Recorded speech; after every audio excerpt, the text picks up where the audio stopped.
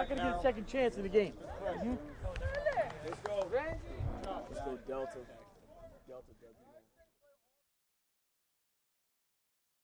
Hello, this is Coach Piron from Batavia High School, Batavia, Illinois, home of the Battlin' Bulldogs. And I'm here today on Chief Pigskin online to talk to you about things we do at Batavia. Now, you're probably saying, well, why should I listen to you? Well, I don't really know, except we've been winning a lot of football games here at Batavia. And that has seemed to have gotten us some attention out here in the western suburbs of Chicago. We're a public school. We seem to know what we're doing with this game. And we've won a couple state championships here and made it to some semis and, done some good things playing the game of football. So I thought, you know what, maybe I could share with people things that we do and things that we don't do. Because I think with the way the game has changed, the way that we are viewed, the way that football is discussed and talked about, often by people who don't know anything about it, I thought it would be important for me to share the things that we're doing today, the things I think a lot of coaches are doing, and things that we definitely do not do as part of our program here at Batavia High School. So as I mentioned, I'm Coach Piron, Dennis Piron. Been the head coach here since 2011, but prior to that, I began coaching here in 1989 as an assistant to Hall of Fame legend Coach Mike Gaspari, who brought this program really out of obscurity, where we weren't winning any games at all and very unsuccessful almost for 70 years prior, to a point where we are, I believe today, recognized as one of the top football programs in the state of Illinois. I'm also a track coach, and that I think has helped our program immensely. I believe in multi-sport athletes and kids playing and being involved in things all year long, not just in our football program. And so I love the sport of track and field and all the coaching I've been able to do there and the great kids I've been involved with. I'm also at Batavia High School. I'm a second career guy. I was a small business owner, came here as a math teacher about 10 years after graduation, and now I'm a business instructor. I teach a program called Incubator, which is a small business entrepreneurship program, which is really pretty hot right now in colleges and high schools, and really a nice complement to being innovative and creative in the sport of football, I'll tell you that. I'm a 1983 Batavia grad, so I am, one of those guys who's back at the high school that he graduated from. Don't know how this happened, never intended it, but here I am, and I'm lucky that I am. I've been lucky enough to live in this great community and have my children go to school here. My wife, Joanne, and I have raised 3 children in this town. 2 have graduated from Batavia, Peyton Piron and Alex Piron, both at North Central College in Naperville right now, and they love it over there. And then my youngest, Tyler Piron, who is a sophomore here at Batavia. I'm a 1987 North Central College grad.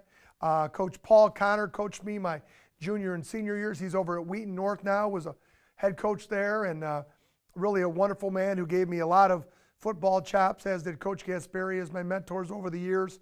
Wing T football coach at North Central when I was there. I was the one receiver in that offense along with another guy, and we rotated and brought in plays, and loved my days there at North Central College. We've had some good success here at Batavia, as you can see, with a lot of state football appearances, a couple state titles, 13 and 17 in 2 different classes, 6 and 7A. Have made it to semifinals or better 5 times since 2006. We went to state in 06 as well.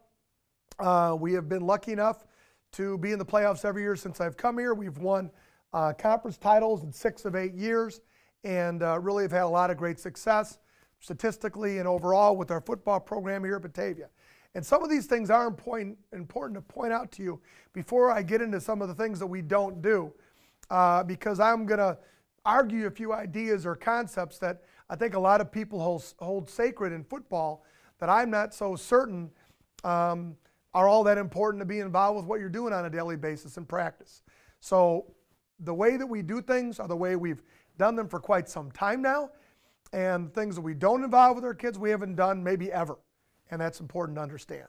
So I've been here about 30 years at Batavia High School, attended clinics every single year, network with coaches almost all the time, and debated, I use the word debated with youth coaches an awful lot about the importance of youth tackle football versus not playing youth tackle football, the importance of what they do at the youth football level, and my belief in flag football and touch football and just playing football at any type of the sport at a very, very young age. What I'm going to tell you is, talking to coaches over the last 20 years, much of what we've done at Batavia was sometimes viewed as not sound when I would debate with, again, especially youth coaches, against the grain, or not common. But in the recent years, maybe the last 5 or 10, a lot of what we've done for a long time has now become best practice or commonplace. So I feel pretty strongly about that. I'm going to just talk about a couple things that I think that we did at the time that wasn't being done a lot. I'm going to go real quickly through this before I get into things we do and we don't do today. But in the 90s, we threw the ball a ton. We limited live tackling in practice. It was very, very rare. Played cover 4 early on. Platoon players a lot in the 90s. Used tons and tons of formations. Worried about having lots of volunteer staff and players at all times. Ran a really good summer camp through our park district. Ran a youth camp, junior bulldog camp that was, I know a lot of people do summer camps, but ours was backyard football. It was not really geared at, toughness and screaming and yelling. It was more geared at just goofing around and having fun. Established strength programs, with a lot of people did, but I think it's become obviously a staple of what everybody does nowadays. Didn't do much with stretching. Talk about that later. Quit lining up before practices and spending a lot of times on stretching drills and conditioning drills, and spending a half hour to 40 minutes a day on things that weren't football specific. We quit doing those in the 90s. And then we built a model of consistency, whether it was coaches or program or expectations or calendar. Tried to have things that people could count on being certain time, a certain way, on certain dates. In the 2000s, I'd say we became very, very good at formation and film breakdown, spending more and more time at it. And some of the nice war stories I have with Coach Holm, who's our D coordinator, are going through film sessions of our opponents and putting every single play that they had on a card, building card decks out of all of their plays, sometimes 200 or 300 in the playoffs that we could find, sorting them into multicolored decks for down, distance, situation, offense, passing, runs, whatever. We had a whole bunch of ways, hash mark, whatever it was, to build our tendency sheets before, beautiful things like Huddle came along. But we did a lot of fun work with that and learned an awful lot through that process. Varied our fronts a lot in the 2000s, totally stopped live tackling instead of limiting it. Added a youth and a flag and a touch program in our community that we build that's community-based and grade school-based. Expanded our summer camp to involve strength and conditioning components with the other sports and programs here. Strength in PE, which I'll talk a little bit more about. Expectations changed. We went to state in 2006, and boy, that changes the community forever, and also allowed us to, I believe in a lot of ways, pass a referendum that allowed us to do great things with our school and our facility here at Batavia. And then began to convert from what we used to call vendors, which were coaches that were coaches here who didn't work in the building, to more teacher coaches who were in our building here around kids all day long. And then 2010 on, kind of my goals as I started as a coach here were to add a communication plan, create a real high level of academic focus, and getting back to communication plan. My things in 2010 were website, social media, email system, whatever. Kind of before it's vogue, I guess you would say today, what everybody's doing. That was really what I thought was most important, that everybody was on the same page, not just our players, but our community. Academic focus, begin strength training in 8th grade, talk about that a little bit here. Work with all our other sports programs at the school together in conditioning and strength training and off seasons and big dogs and things we do. Continue the teacher over vendor approach, getting people in our building with their kids as much as possible. Off season plus, continue to add more and more elements for kids to get year-round work together and spend time with their brothers and coach every kid. Staff changes. I became a head coach that is more quality control because I don't call the offensive plays, so I'm involved on the offensive side of the ball in plan development. And our defense coordinator is Coach Holmes, so that was a big change that we made. Parent VIP, which is our parent organization that's really added a lot to our team culture and allowed our parents to be involved with their sons. Added facilities, as I mentioned, turf, weight room, indoor facilities have been great for our program, obviously. Again, can't talk enough about that and what our community has done to support us lots of winning. We've been winning a lot, as I mentioned earlier. We were winning a lot before, and now it's become almost in some ways humorous, the success that we've had in the win-loss column. And then obviously the use of huddle. We adopted it right away, right off the bat. We saw the value in it to our kids in our program and sharing the film and what we could do with that platform. We also did a lot with details. And when I mention details and things that we do, I know that you're going to probably think some of this is humorous, but maybe you'll get what I'm saying as an assistant coach even, or as a head coach, but tons of footballs. There was nothing I couldn't stand more as a young coach or assistant coach than looking over not having enough footballs to run a drill and have everybody with a football in their hand during practice. So I spent a lot of money on footballs. And I know they walk off from time to time, and those are not inexpensive pieces of equipment, but we got a lot of footballs here at Batavia High School. Tackling equipment. We can't tackle each other as much. We got a ton of stuff that we can hit and smash as hard as we want all over the place. And we buy more and more every single year. Some stuff, Coach Holmasby gets, he uses once and doesn't use again, just like a little kid with toys. But I'll tell you, important to have. Dog Pound, it's our student support group.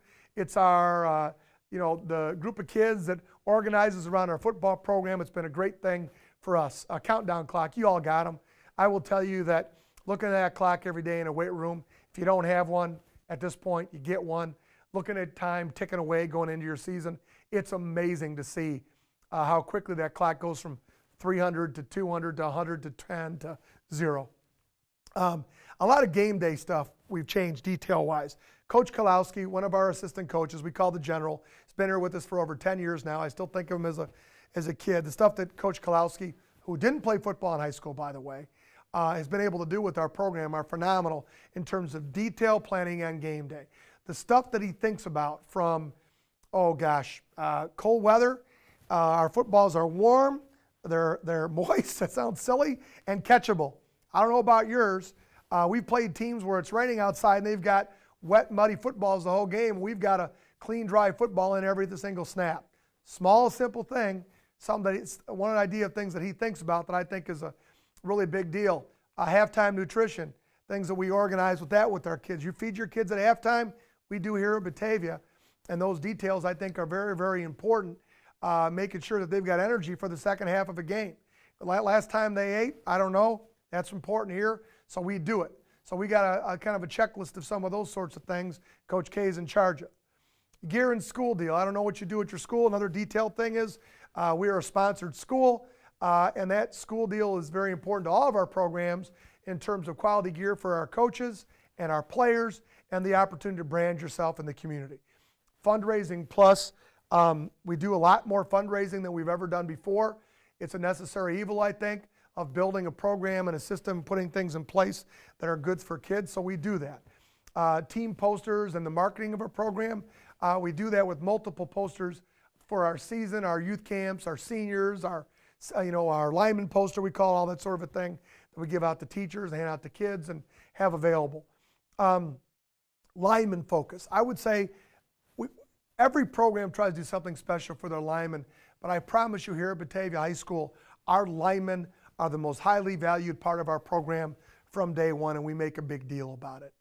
I don't know why I put this on this list, but involving our running backs in the blocking scheme. I know if you're a wing T team, or if you are a team that schematically does a lot of lead or we call crossfire counter game, they're involved. But here I think the running back meshing with the lineman has really changed the way we approach the way we attack football, and that doesn't quite fit in with what I'm talking about, but anyhow, it's there.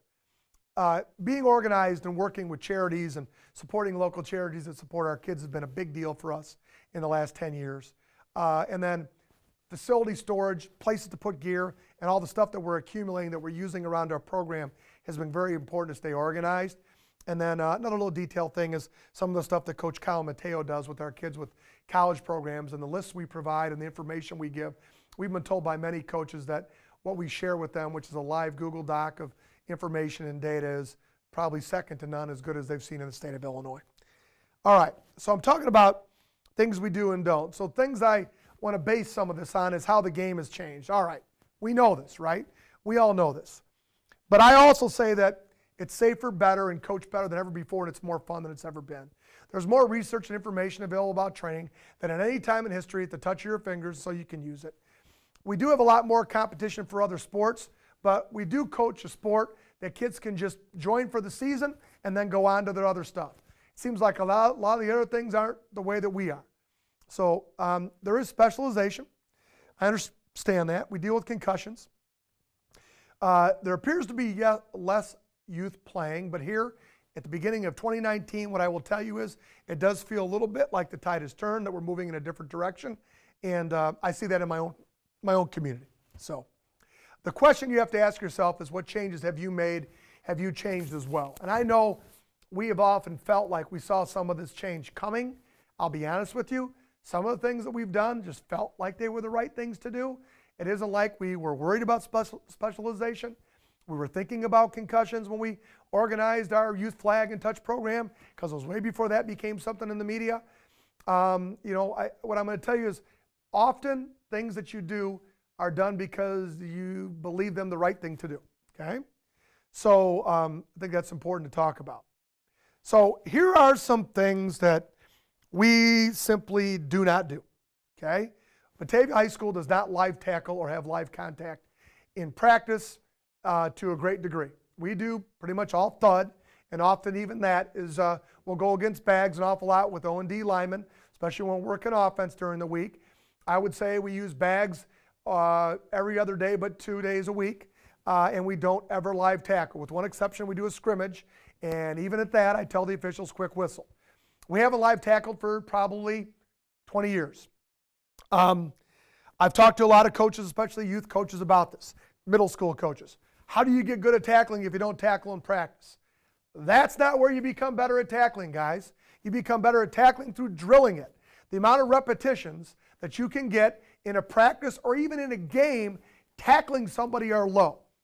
A lot of your players in a football game, if they had 7 solo tackles, that would be a lot of tackles, okay? 7 tackles in a game. A lot of your players, if you live tackled and practiced, 7 to 10 tackles would be a lot of practice tackles. If you design drills properly and do a good thing with those drills, you can get 100 tackles in a practice and do them in a setting that's controlled and organizing, that teaches skill, fundamental, and does a really good job. But we don't live tackle, never seen a need. If you want to talk to our opponents, you don't know who Batavia is, and if you want to ask them, is Batavia's defense ferocious? Are they good tackling? Are they tough kids? I'll be shocked if anybody doesn't say, man, you don't want to play Batavia. Their defense, they get after you, and we do. We don't waste players' time.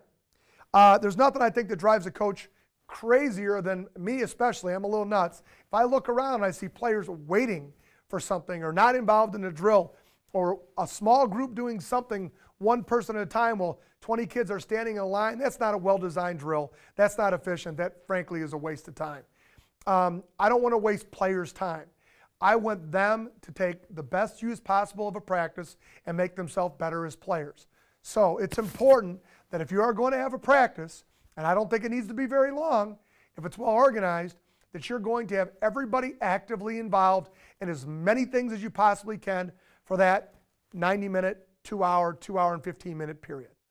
I try personally not to micromanage coaches. I oversee the program. I let my coaches coach. I let them positionally coach. Sure, I know what everybody's doing. Sure, I ask questions. But again, you're going to have to let your coaches do their thing. And I have found personally in almost every situation where I tried to get overly involved in something in my program that I was not involved with on a daily basis, bad things happen. So that's just a good point there. We don't overuse our players. We play a single game a week with our players. We are very, very careful about the amount of time that they're playing. And if kids are injured or things of that nature, they're just out. And that's really not my concern. That's our trainer's concern. That's not my concern.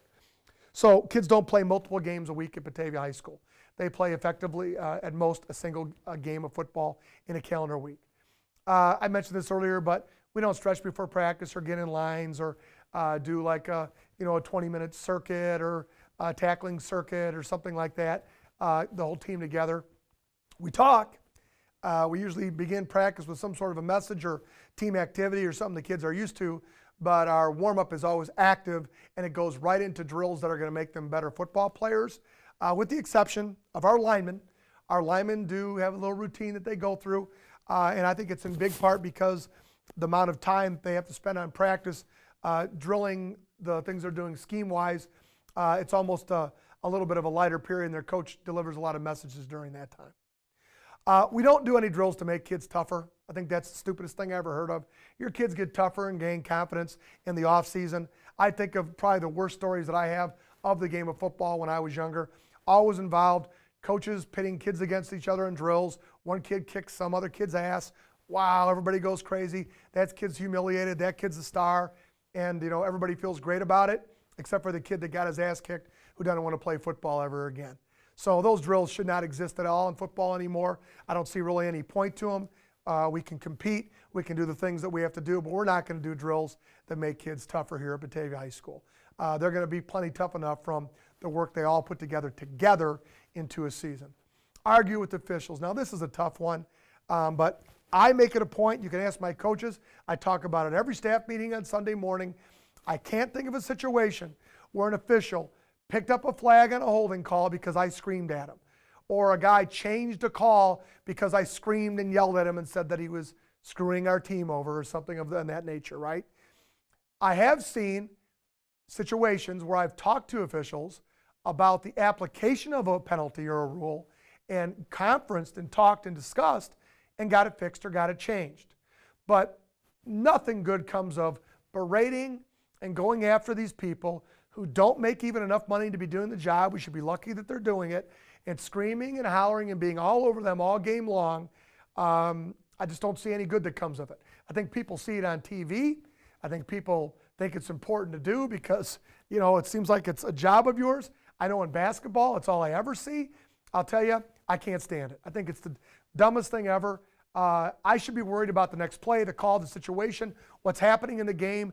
Football is a complex, fun, awesome game.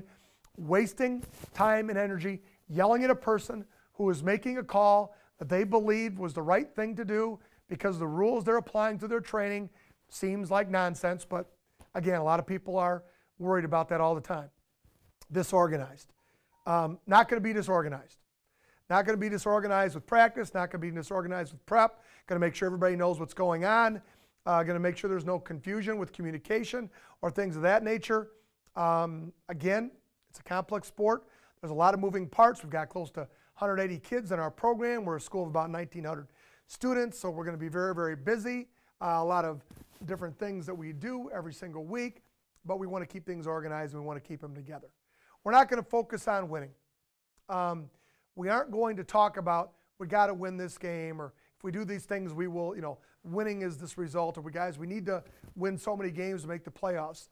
Winning, as we all know, is going to be a byproduct of all the little things that we do. And so it isn't going to be what we talk about all the time. Now, I might say we're winning. Yeah, we are. But that I don't think is because it's the focus of what our program is all about. Something else that we don't do, and I really have become aware of this in the last couple of years. I think we all should think about this as coaches. Do not subscribe to a next man up mentality. I hate that when I see coaches say, next man up, next man up. Let's think about that for a second. So you got a kid, often let's say it's a senior, who's been in your program not just for 4 years, but in our community, I might have known the kid since he was in kindergarten. And so here we go, we get into a game and he has an injury, and it's a bad one. It might be the end of him playing football for the Batavia Bulldogs. I sure don't want to go next man up. I am disregarding all the possible negative things that I could think about a kid who's been so dedicated to this whole thing that we're doing here together. And so to me, it isn't next man up. It is be grateful that you're getting to play because this kid got hurt, and you guys need to work together on a plan to make this next thing happen. And I don't know, something that I've been thinking about a lot lately. Here's another thing to the media, and when you talk to media, they have absolutely no right to know anything about children's medical conditions or health. In fact, it's illegal.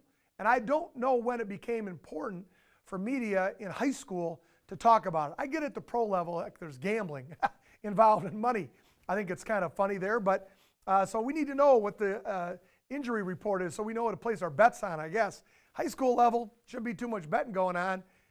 Newspaper people don't have any right And in fact, I think you as coaches should simply say, I don't discuss my players' health with the media at all in any way, shape, or form. And you should tell your players, don't tweet it, don't talk about it.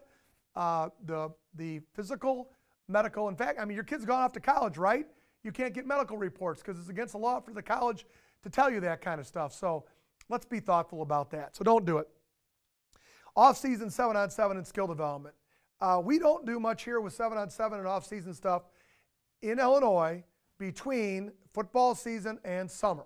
So we don't have spring ball. We do stuff in the summertime, yes. But in that other times of the year, kids are playing basketball, they're wrestling, they're doing track, they're doing baseball.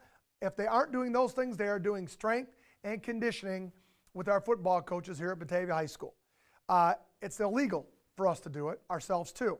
So there are programs that are out there, those booms of the world and things like that, where kids can go do that. That's really an individual choice.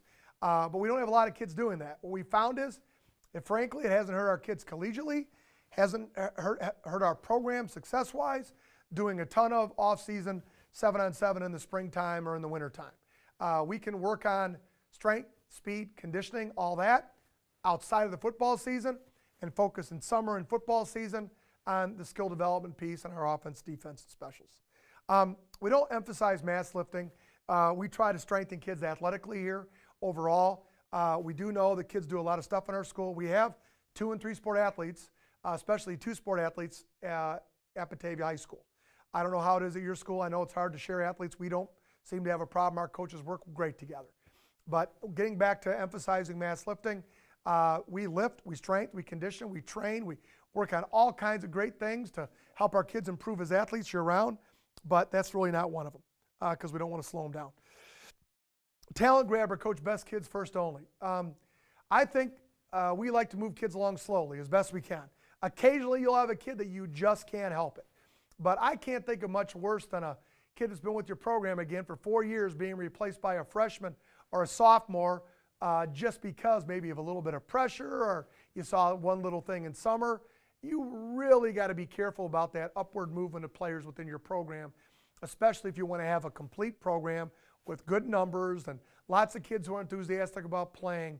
It better be very, very clear to everybody in your program, all your coaches, that there's a reason why that lower level kid has been brought up. And then also, we coach all our kids here in Batavia. Everybody gets coached exactly the same, off season, in season, whatever. So again, I think there's a tendency at some places to put a great deal of emphasis and focus on their top kids. We've had some very good kids here at Batavia High School, especially recently, a number of kids that are going, to D1 schools and are highly recruited and highly valued. Well, they were not treated any differently here at Batavia High School than anybody else. Recruit, well, we can't. We're a public school, so we get the kids to grow up here. Instead, we market, I believe, our program to our community through the evidence of our culture and our success. So really, in that regard, it gets marketed on its own. We don't blame our players. We don't blame our players for the failures of things that happen in games. Always is going to be on us as coaches, but we don't do that. And we don't fail to communicate clearly what it is our expectations are, what our game plan is, what it is that we're going to do at halftime, what time we're going to show up, what time the bus leaves. We make sure that we're covering all those things as best we possibly can. Here's things I think that we're all trying to do today, or you should be, and then I'll talk about things that we specifically do. So limit live tackling and hitting. I think that's important. I think allow for proper recovery after anything you do, so kids are fresh and ready to go. Be very well aware of heat acclimatization, not just what the state rules are, but what's best practice. Utilize your time well, staff. Don't have meetings for no purpose, obviously. At the same time, don't have meetings with kids that have no purpose as well. Make our sport awesome. It is awesome. It's the greatest game. It's the most fun to play. There's so many cool things that you can do around the sport of football. So I know we're all trying to make our sport awesome, and you should continue to do that. Connect with kids, communication, and you need to connect with kids where they are at. You need to find a way and need to know where your kids are getting their information and their messages and be in that location. Condition through practice tempo. I think we're all trying to do more where we condition in the practice and eliminate, pure conditioning from what it is that we do. So I think that's important to understand. Strength training in season and in school. I think we're all trying to do that. Provide PE programs that allow your kids to lift during the school day and separate that from practice time, but everybody should have an organized strength training program. Have a very organized off season where kids that are not in other sports have a chance to plug in and be involved and improve themselves physically all year long. You're all trying to find the best men you can to lead your kids. You're trying to protect this great game.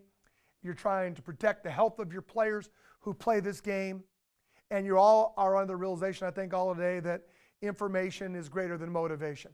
All the information that is out there, but also the information that you give to your kids. I actually did a graduate study on motivation, followed around programs to see what the messages are and what the things are they were delivering. And I will tell you that the rah-rah stuff was less helpful than the simple information provided in a clear, concise fashion. And the players were ready to receive the information through preparation way prior to the day of the event. The fiery halftime speech or the fiery pregame speech, though it sounds great in theory and often is sort of the mythology of our wonderful game of football, I think is way, way less important from what I observed and what we do here than being able to get kids ready and prepared to play this game and then to give them information when it's needed. So here are some things that maybe we do that you don't. I don't know.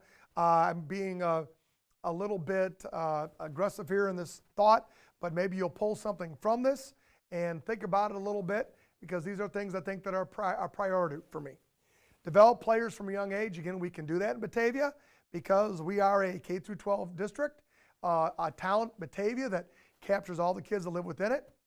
Try to find a meaningful role for everybody in your program. That's tough to do because when you got a lot of kids like we do, how are you going to get everybody to want to stay and be part of your team year over year, even if they're not playing the game? And I talked about culture in another talk, and I think there's some good points in there that lead to that. Coach every player. Coach hustle and effort. That's huge, and I'll talk about that. Coach what if. Really teach the game, build memories, and have some fun. Those are things that we do all the time. I know that you have some of those things happen, but there are things that we really focus on. So in developing our players from a young age, we do youth camp, junior bulldog summer camp. That's not typical. It's backyard football. We try to make football in our community just fun, not a big deal to be involved with, not huge amount of time consumption so they could do everything else, but to be exposed to the game and have fun playing it. So we began a flag and touch program here in Batavia probably now about 18 years ago that a lot of our players, not all, but a lot of our players participate in. And I'll talk about that in more detail in a moment. We do some things with our 7th grade kids over at our middle school where they do like a fun little big dogs thing, like a little fun training thing, strength training thing in the wintertime. In our community, through the Park District, our 8th graders can sign up for a strength training program here in our high school and get working on proper technique, conditioning, and training as early as March of 8th grade. And if you think about bringing that into high school, a lot of high school coaches I talk about don't really begin a strength training program in earnest with their kids until freshman year or after freshman year. So here we're getting a little bit of jump on that, and I think it's been a big difference for us. We involve a middle school and a high school summer program here, so we're getting a good level of consistency with our tackle football program. In our youth program, everybody gets a Bulldog jersey. So you have hundreds and hundreds and hundreds of kids in our town, in all of our grade schools, on Friday nights wearing jerseys on their playgrounds, to class, to the grade schools. It's a highly visible thing. We obviously have youth nights like everybody else does. For all the youth programs, not just our own Flag and Touch program, which is in our community, which is very big. On Saturday mornings, our team works with our youth programs in our town. We share our field with a lot of local youth programs. And one thing we found is that even if kids participate in our youth program and they don't go on to play football at the high school level, tackle football, they had a good enough experience that if we don't build them into a player, we build them into a fan of the game. They understand the game. They had a good experience playing youth flag or touch football. They leave that experience liking football, watching football, enjoying football. Well, what do you think that kid's going to do in high school? Well, he's going to watch the game, even if he's not playing the game. Our Flag and Touch program that we built up through our organization called BYF lets kids explore, learn, experience all the positions of the game. Often one of the things we hear with many youth sports is kids quit playing because they get burnt out. That's not a program that burns you out. It's only practice a week and a game on Saturday mornings. It's an awful lot of fun. They all get to represent their community because they're wearing red and gold at these Saturday morning games. And in season, our players support the program on Saturday mornings. Our guys that aren't playing JV will often go to that and coach the teams like celebrity coaches in our town, run around, play some football with first and second graders, often get sacked, throw interceptions. I'm a little worried about that when it's our starting quarterback. And Coach D&O, and the kids love it. They get connected. The parents get to see what fine young men our players are. There's a nice peer pressure thing there. Really, I think a huge team. If you get the opportunity to establish something in your program, what I will tell you is it's allowed us to keep football thriving in our town by having so many young kids playing the game. Find a meaningful role for all. So we think, an awful lot of Bulldog pride in these youth camps and through our BYF organization. And through that, I think kids get excited about playing football. We, like a lot of you, do awards and recognition in season. We allow the players themselves to speak at our team events. And so it is often just our starters, it's everybody on the team, or to celebrate special talents they have. We have some wonderful musicians, artists, magicians in our team. And they have an awful lot of fun showing their teammates some of the other things they can do besides just play football. We platoon, we make sure that kids know a variety of positions, and we make special teams special so that we are able to use in a varsity program easily 35 to 42 kids on a Friday night when things matter. And it's really important, I think, for us to have football thriving here because of that. Game night starters. It's a small little thing I'll mention, but we announce our starters on Friday nights on one side of the ball or the other, and we rotate it throughout the season. But if you come to one of our games, you're an opponent of ours, you probably are sick of it because we'll usually announce 18 to 22 kids.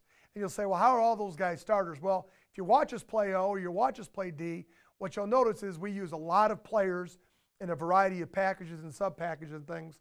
And so it's hard for me to not call a guy out there as a starter who I know is going to play in the game on that night. So we announce a lot of kids. Anyhow, we communicate benefits to parents of our sport. Especially the big one is that parents, you're busy. We're going to help you with your kids, and we're going to communicate well in a fashion that's understandable to you, that makes sense. And we're going to take your kids off your hands, not just during the season, but for a lot of time in the year. Going to bring them home tired. I think it's very, very important that they know that. They're going to do their homework. We're going to give them something to do all the time. Everyone's going to get coached every single day. Everybody in our team.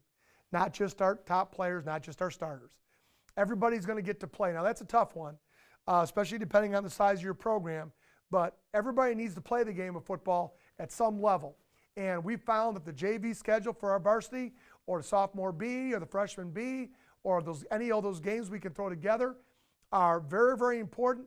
That is, if kids are playing football, sure, the excitement of Friday night football might matter, especially to moms and dads. But to kids, if they get to play at any level throughout the season, they love to play the game of football. Build authentic relationships. If your coaches build authentic relationships with players and they really, really work, especially with those kids who are struggling to get through school and to get through life, that value in your program that football provides for being part of your team and what you do often is much more important than the game itself. And we've had tons of kids who, frankly, aren't starters for us or don't play much, tell us and talk to us about how important it was that they were out for football, parents as well, because of what their kids were able to do with that relationship they built with a strong male role model. So that's just a little thing. Have lots of coaches. If you're going to have a meaningful role for all, you got to have kids involved with your program. I know that's not easy to do, so you got to allow for volunteers. I'm just going to tell you that. You can't keep those people out. Yeah, you got to have a system, but you need bodies, you need people, you need coaches so that all these kids are getting coached. And something else, you're going to trust some of your kids with inside information. Often, kids that are injured in our program end up becoming coaches, scouts, film breakdown guys. They get involved. We've had kids this past year attend our coaches at our staff meetings that weren't able to play for us anymore.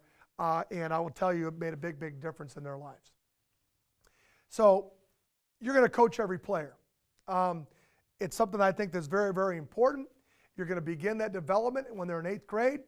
You're going to, again, like I mentioned, we try to get that advantage, that boost of teaching them how to lift properly before they get into high school. We encourage and help them with Excel PE at Batavia High School. I've talked to coaches about developing this. If you have the opportunity to strength train in PE in season, it's a huge win for you and your school because you're giving them the time back every day. You don't have to get kids up at 6 o'clock in the morning to come in and lift. That's not sound academically. Let's be honest about that. Those kids are tired all day long. It's important that you separate strength training from practice. That's best practice. Anybody you talk to, that there needs to be a nice gap there between when you lift and get stronger and when you practice. Maintain your strength in season is huge. If you can get stronger in season, that's even better. And the best way to do that is to have an accelerated PE or strength training PE class that your players can all be part of during gym that they use throughout the course of the season. Winter program that involves all your sports in your school we found is the best. Another way to coach every player. Big Dogs in spring. It's our strength and conditioning program we can use in the springtime for kids that are out for track and for baseball, and even some of those kids are even involved in some of the stuff we do with that because it's basically conditioning. Free. Here's a tough one, folks. I mean, you're going to have to do a lot of the stuff you do with kids year-round for zero cost to them and their parents. So some coaches have made the decision, it ain't worth it for me and my family. I understand that. We're going to send them to this training facility, or we've got this place they go after school that works with them on all this stuff, and that's great. But the relationship piece gets lost. If half your kids split and go different places, there's going to be the haves and the have-nots. So we just made the decision to do it all ourselves. That choice is yours, but here at Batavia, we're going to coach every single player in our program year-round. They don't have to pay any more than the football participation fee and then the summer program fee, which is really pretty reasonable. Beyond that, they're not paying anything the rest of the school year. In the summertime, when we go to 7-on-7s and things, we often will notice teams will put out their starters, and those guys play the whole 7-on-7, and they have a very limited group. We bring everybody, and they all play, and we rotate them in, and we lose games and whatever, but everybody's getting a chance to do things in the summertime here in our program, and I think that's very, very important. And again, as I mentioned, we find games for all throughout the course of our season. This is a big one. Big thing we do. We coach hustle. Now, this I can't take credit for. I'm going to credit it back to a player of ours, Stu Charles, who came to camp to us one year when Coach Holm was in his first days as our D coordinator, which we knew he'd be a great D coordinator, as good as there is in the state of Illinois. And we coach hustle. And we do not ever let it go. Coach Holm never lets up. Coach Kyle Mateo never lets up. He's our special teams and DBs coach all summer long, all year long. Many of you as coaches will come up with an idea or a concept you're going to put into place. And you'll talk about it with the kids, and you'll do it for a camp session or two, and then you'll get on to something else, and you'll occasionally go back and you'll talk about it. But if you really want to implement change, you literally have to do it every second of every time you're working on it, and our coaches do. They chart it in games. They call it hustle and loaf. And if you get loaf points, man, that's an embarrassing thing on film, the coach to give you a high loaf score.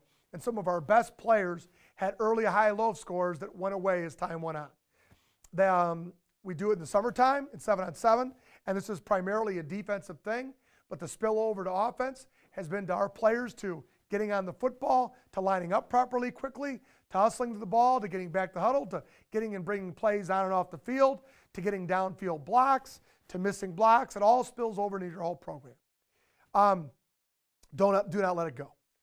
Quads drills, something we do. 2-minute drills that we do in practice. We coach hustle, we coach speed, we coach on the ball all the time when we do those things. Your teammates and know the score. I think a lot of you probably do double whistle stuff, which is important, but do you do it all the time? Do you do it every day, every practice until you can't stand it anymore?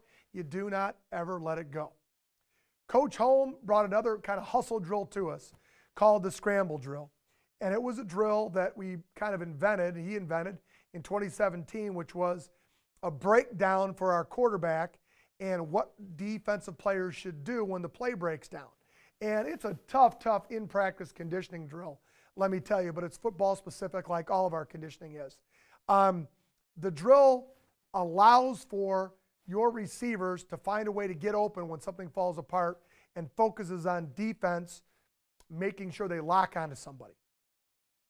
In the 2017 playoffs, which we were the state champions at the end of the year, we scored, I believe, 6 or 7 touchdowns on scrambled broken plays. Against us, our defense, I don't believe, gave up a single scramble broken play touchdown in the entire playoffs. And I'll have to check with Coach Holm on that, but I'll tell you, if you are able to do those sorts of things, and again, that's a hustle, that's effort, it's something you're thinking about all the time, you can coach it. And I know it sounds like maybe you can't. Oh, my players are lazy, they don't hustle. Well, then coach it. Coach it. Get them to hustle. Get them to work at it. Maybe you'll find that they will. Watch us at a 7-on-7 in the summer. Watch our defense, get to the football, and then you'll see what I'm talking about. I think one of the things I'm most proud of our kids about here at Batavia High School is I believe they really understand the game of football. I think if you sat down with a coach with any of our kids, especially our juniors and our seniors, and talked football with them, not just, all right, what do you do on this play, but what's this play designed to do, or what are you guys trying to do against this opponent, or what were your goals going into that game? I think that you would get feedback from them that you hopefully would be impressed with and surprised with. So we put a lot on our kids' plates here in Batavia at a very young level. I think more is better. I think exposure to terminology, to plays, to all the things that you could do on our defense, along with all the teaching of it, is very, very important. But we want to talk football. We want to teach football. We want to expect them to learn this complex language of football that we have, because we all have our own languages. And so the earlier you can get them exposed to it and hearing the words and the terminology, all the better. In Batavia, it can happen in kindergarten. Again, we have a unique situation, but we've built that situation. We think it's important to explain why and not just expect them to do something because. I think those days are far, far gone. When you have a good collaborative experience and make it the planning process collaborative with your players, I think it's very, very important to do that. And when you do that, and you've got kids at that point where you've taught the game to them and they're excited about what it is that you're installing for an opponent, or special plays you've put in, or things that you're all seeing on film together that work, obviously, I think that's critical. I think something that could speak well of this process that we go through would be game plan install that we go through on Mondays and Tuesdays. Our typical thing would be on practice on Tuesday is begin to take things off their plate that we don't feel look good against the scout look that we're providing, or based upon talking to the kids, or things, frankly, they're uncomfortable with or they don't like.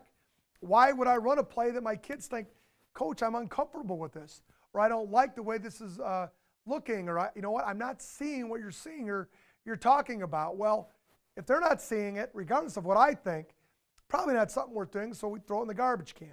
And we've been very, very comfortable doing that. On the other side of the coin, they'll often see some things that we're not seeing and say them that they really like, and we'll add them in. Again, to get to that point is not easy, but by trying to begin this whole process of teaching your offense, your defense, and the love of the game of football early on, it's very, very important. Kids don't watch football, by the way, as much as they used to at a young age, and how can we get them to do that? Well, that's something for another day.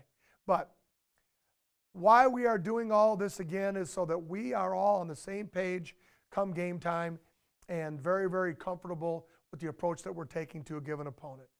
Obviously, film is incredibly important for as a teaching tool. We all have huddle. Everybody does it. You all watch film, but make sure, one question you might want to ask your kids when you're watching film with them is, are they understanding the things that you're saying or doing? I've talked to a lot of kids over the years who will go through a film session and they're like, I didn't even understand, Coach, kind of some of the things that you were talking about. Well, then you either need to simplify it or you got to teach them a little better. Most of us are teachers, at least in Illinois we are, and so use those skills to get those things across to your players. College, pro, do they watch the games? Get them excited about the games. Watch games together. And yes, fantasy football, I'm going to tell you, fantasy football is a great thing. Kids watch the games. They watch the players. They're well aware. There's some good mathematics in there too. It's a lot of fun for them, but it gets them watching more and more football. And they're always talking to us about plays that so-and-so ran that are like ours, or something somebody did defensively, or, hey, coach, did you see this? I like fantasy football. I play it myself, and our kids that play it, man, it's a lot of fun. It gets them to watch the game, and we want to promote them watching the game of football. I think it's very, very important. Coach, what if? I mentioned that. So our kids love mini games. They love stuff that's fast-paced. In fact, all kids do. They don't like doing something for more than 5-10 minutes. What if is full of decisions, and football is a great game. It's one of the few games that are full of so many decisions that kids have to make and coaches have to make throughout the course of an evening that are really great teaching tools. It's built around solving problems, and the kids solving them and you solving them as coaches. So practices in your prep should eliminate a lot of the what if before it ever happened in a game. And so we, again, spend a lot of time on what if at Batavia. Every time we run plays, we try to do them under some sort of problem-solving methodology. Okay, so, and I'll show you an example of kind of on a blank practice plan what it is that I'm talking about. So if you can see here a little bit on the screen, you'll see a situation column on the far right. And these are situations that we always try to obviously put in place in practice. So I don't like running plays for no purpose unless it's install. Just when we're teaching and going through stuff we like for the week. Beyond that, if we line up an individual, group, or team, let's try to put a situation to everything that we do, because the kids are thinking and learning the game then. So are you looking at down and distance all the time when you're play calling, and are the kids aware of the down and distance? Whether you have a physical marker on the sideline or you talk about the period that you're going to run, I think it's an important thing to do. Where are you at on the field? Because if you're in the red zone or you're backed up, you're on the goal line, you're doing different things during that period, and those are obviously things that you want to talk about, discuss, and do. 2-minute drill, 30-second drill, slow down to win the game. Do you work on those things in practice? I know that we do. Obviously, you work on Hail Mary plays. On your prep day, is it something that you do at the end of half? Do you do it on Thursdays before games on Fridays? What are those things that you do? How is it different if you're leading a game or you're trailing a game with a halftime Hail Mary play or an end of the game? Special offense. How about, some of you run no huddle. You run hurry up. We're a huddle team. So we do run some no huddle stuff at times. Check with me in freeze periods we do. We do work audibles with our kids. We do a fast break period on teams and our opponents. We do a thing called rain that's part of that, where we pre-call 5 plays and our kids, boom, boom, boom, boom, boom, they run them. I'm going to tell you, all the stuff you do is fun for kids, by the way, because it's putting them in a situation, in a practice, where they're not just running plays, doing them again. We also try to apply a focus that you'll see on the lower right of our play sheet. Now again, this is our breakdown of our practice with our periods, and these are conceptual things we try to check off that we're going to get to throughout the course of a week or every 2 weeks or in the summer or in a camp session, whatever. Hot routes, rollout, our play action, our screen game, our draw game, power offense, motion, non-motion stuff that we're going to work on and do. 3x1 or no back sets, we're going to focus on that period, right? QB scramble rules, like I mentioned, our scramble drill. Unbalanced periods. Hey, how do we handle a coin flip? What do we do if it's a windy night? Now I'll talk about that. Overtime rules, weird football rules, all right? Hey, you can kick a field goal and you miss it. It's short, you can down it at the 1-yard line. If you don't know what I'm meaning, look it up. It's crazy, but football, or in high school football, scrimmage kicks like a field goal and a punt are basically the same thing. Then we talk, obviously, our special teams period. We did something a little bit called fast field goal or sudden change this year, or we obviously burst a group on the field to kick a field goal at any time in practice. And that's fun to base a little bit of game planning stuff on. Formation stuff that you might do. And then concepts. Again, I mentioned audibles, varying the snap count. Key player is out for 3 or 4 plays. It was built into your game plan. What do you do? Bad weather, wind. Illinois, you're always going to get a day with 40-mile-per-hour winds. How are you going to handle that in the playoffs? Crowd noise, inability to hear. Special trick plays run against you or that you run against your team. Bad ref calls. How do you handle when you feel like things are going against you? You're getting calls, and I shouldn't say bad ref calls, but you're getting plays or officiating calls that are tough for your kids or even your crowd to deal with. Sometimes that's very, very tough.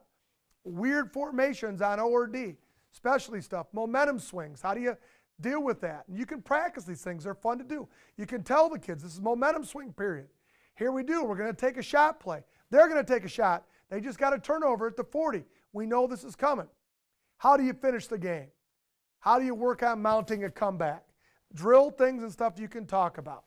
And then a big thing we talk about is Plan B, adjustments between series, timeouts, and changes in the game, defensive and offensive changes that might occur within game, new formations that you see that you weren't planning on, a new defensive look that you weren't counting on.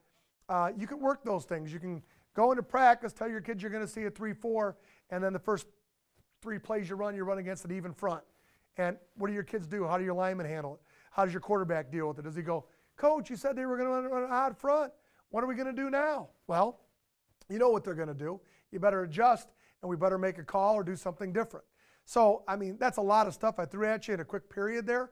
But if you make things that you do situational, and that's something that we do as much as you possibly can, it's going to be this what if, goes back to the previous slide of teaching the game of football, right?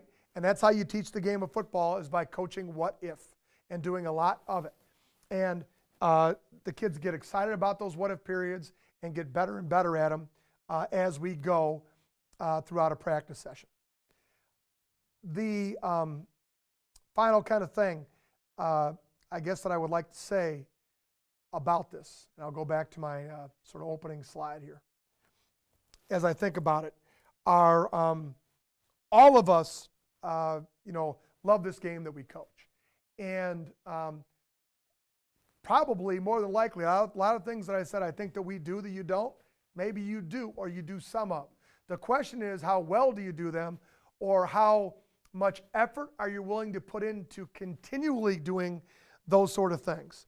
A couple of, I guess, thoughts I had when I was thinking about talking about things that we do and maybe that you don't is how important it is to be a student of the game, because it enables your kids to take advantage of what you would call cumulative repetitions, right? So players or teams often go out to practice and just run plays. But if plays are run instead with a specific purpose in every phase that you do, and if everything that you do, the reps that you take, have some additional payoff to them, okay, or emphasis on them, not just the execution, but there's something pushing down the execution, I'm going to tell you, you learn it a lot faster under pressure situations. So all that time that you spend in meetings and in walkthroughs and all those sort of things and applying those specific skills have to be right when the ball is in play. And I don't know where I got this from a number of years ago, but obviously the average football play takes 6 seconds. There's about 120 plays in a game and about 20 special teams. You're looking at about 840 seconds. So that's about, 14 minutes. 14 minutes of football is played. So those 14 minutes better be right. They better be right. And the righter those 14 minutes are, the better chance you have, I think, to be successful. We have that countdown clock I mentioned in our weight room, which a lot of you have. And I think that's a great visual to impress upon kids the importance of making every minute count. Because if you're making every minute count to the best of your ability with the right amount of emphasis, improvement is acquired more quickly, and you get to the point that you want to be at, I think, as a football program much faster when we put some of those little efforts and pressures down on top of it. Something else that I did mention to you, and I did mention that we had a flag and touch program, and a couple of my thoughts on that I think are important for you to understand when you develop a flag and touch program are what the benefits are beyond just kids, playing football that maybe you wouldn't play tackle football, because you get a larger group that in your community that plays. But I think that the space plays and the coverage, they learn stuff that you're doing at a very, very young age, and they hear the words, the terminology, the play calls, especially if you get the league to adopt some of your terminology, and that's huge. Think about hearing a language as a kindergartner or first grader, and then learning all that language all the way up until you're in high school. It becomes very easy for you at that point. You tackle. I know that one of the things people say is it teaches tackling. Well, with a lot of the way that we're tackling nowadays and the drill work we do, a lot of the emphasis we place on flag pulling and touch football is very, very similar to what happens next in a live tackle. And you can teach a ton of repetitions in a practice on pulling flags that really benefits live tackling eventually. So here's the big one for us. We are known for linemen at Batavia High School. And you would think, well, flag and touch football, well, a lot of us, depending on what your tackle programs are all about, are very limited in what linemen can do. And often your lineman kid is this third grader, fourth grader, fifth grader who says, I don't want to play tackle football anymore. It's too hot, too big, it's not fun. They're making me do this thing. When that kid plays flag football or touch football, he is a quarterback, a wide receiver, a cornerback, or a DB. Now, when he's an eighth grader and he's played flag football or touch football for 5 years, it's a lot easier to put that arm around that kid and go, all right, John, what do you think? He goes, I know, Coach. I'm ready. I'm ready to move to a lineman right now. And at that point, man, that's easy to do. But he loves the game, and he gets it. And he had a lot of fun playing the game of football. And it's important to keep those kids involved. Touchdowns, they score a million touchdowns in flag. Everybody gets involved. Even a lot of the coaches try to get kids involved in 2-point plays and stuff like that. I don't ever have a coach say, oh, you know, this kid can't play, he might get hurt. Well, it's flag football. He's not going to get hurt. And so that's, I think, one point that I wanted to make about that flag program as well, is that that's really, really very important. All in all, again, in all the things that I kind of mentioned that we don't do, that we should try to do as a sport, and that maybe we want to move on going forward, I think all of us have the same goal as football coaches, and it is. We have a great game. It's never been safer. It's never been more fun. It's never been better coached, and it's never been more exciting than it is right now in the history of the game. We should all take advantage of that and make sure that all the things that we're doing in our program and around our program build the best young men that we possibly can inside of a framework which is safe, where we value and care for our players at the absolute highest level. And again, with an understanding that the way that maybe you were coached, or that your dad was coached, or they used to coach, isn't the way that we should be doing it, unless you were coached by extremely innovative and forward-thinking coach 20, 30, or 40 years ago. So appreciate you listening to me today. If you want to talk sometime, feel free to contact me, dennis.piron@bps101.net. I can be reached for my email. I'd like to thank Chief Pigskin for coming out to Batavia High School today and thinking enough of me to let me talk to you here about our culture, our program, and some of the things that we do. Have a great day, and good luck on the football field next season.